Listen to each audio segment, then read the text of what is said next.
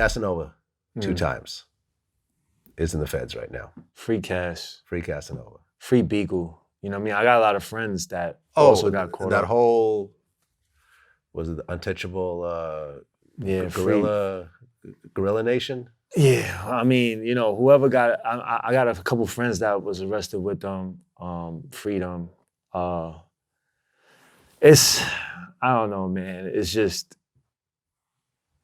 it's sad, you know what I'm saying? To see that he might be in a position that he's either gonna have to tell or do a lot of time, you know what I'm saying? He's facing a minimum of 10 years. Right. My name was actually trending on Twitter for a day and a half because I was getting blamed for his arrest. Right. So I will say this, our name is nowhere in the fucking paperwork. right. Vlad or Vlad TV is nowhere in the paperwork. Point blank period. Point blank period.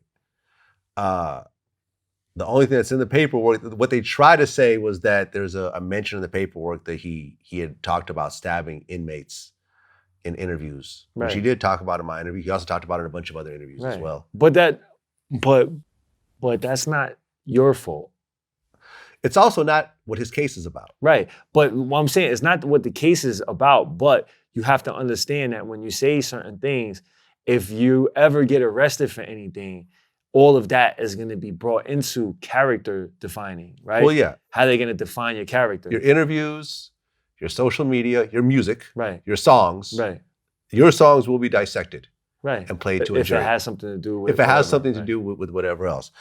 What he did actually, what is in the paperwork is actually pretty disturbing because they had like 6 wiretaps on him.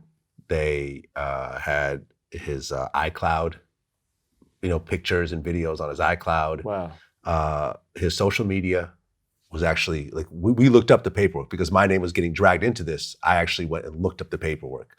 There's pictures of guns that he posted himself on social media. There's bags of weed that he's holding up in social media. He posted on social media? Yes.